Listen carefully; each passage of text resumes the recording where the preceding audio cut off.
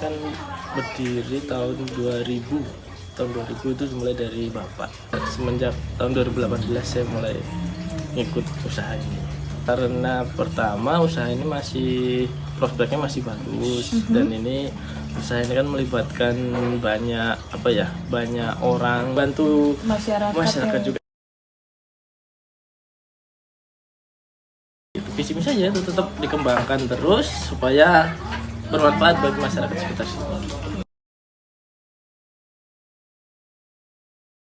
Bisa ribuan, kalau modelnya bisa ribuan. Kalau bahan mungkin hanya ya ini ada pelepah pisang, benang, terus ada sigres, ada raffia, ada cegondo, di abaka, serat batang pisang ya. Kayak guci gitu ya. Ini kan pertama kita bikin rangka besinya dulu. Kita ke bengkel las ya, bengkel rangka. Jadi rangka, setelah rangkanya jadi dicat, terus nanti dilebet, dilapisi lagi sama pelepah pisang supaya nggak kelihatan besinya. Dari pengrajin belebet kasih ke pengrajin jahit, namanya teknik jahit senar. Ya, senar. Setelah dijahit baru kita lem, baru kita masuk lagi ke pengrajin bordir. Ini namanya motif bordir ya, dari benang.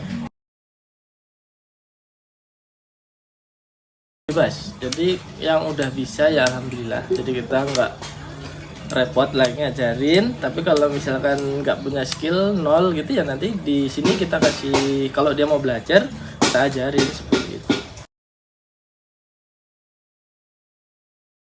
Rata-rata lansia sama ya orang-orang yang petani yang misalkan pagi dia ke ladang, kan sorenya udah ngapa-ngapain tuh, udah selesai gitu kan, udah selesai ya udah dia ngerjakan ini.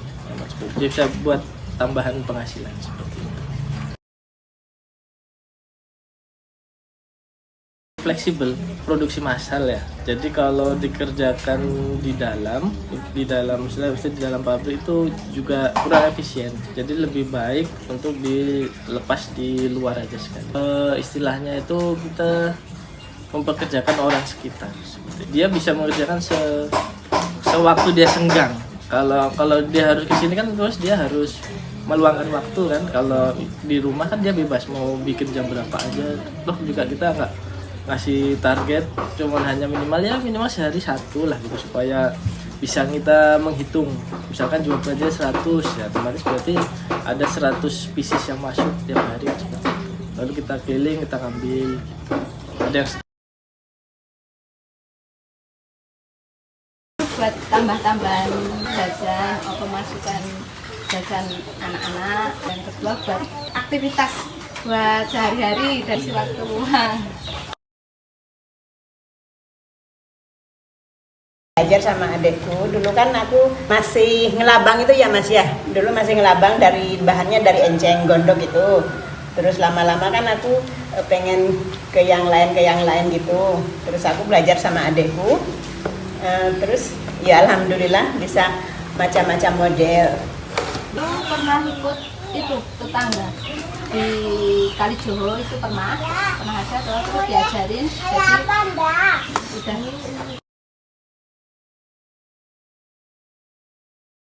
Kadang dikejar-kejar itu harus jadi gitu. Enggak ada tekanan.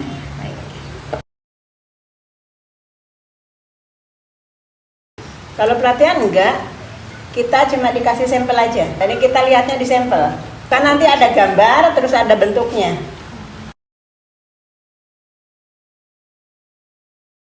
Sampel itu paling susah. Susah dikejar waktu ya. Kalau sampel kan harus rapi, harus pas ukurannya. Ya ada sih, soalnya kan kita bisa senda gurau, bisa bercanda gitu kasarannya ya, bisa bercanda. Terus kalau kesalahannya di mana, kita kan bisa tanya, Mbak ini salahnya di sini, oh ya, gitu kan kita paham. Kayak temen dia, temen rame.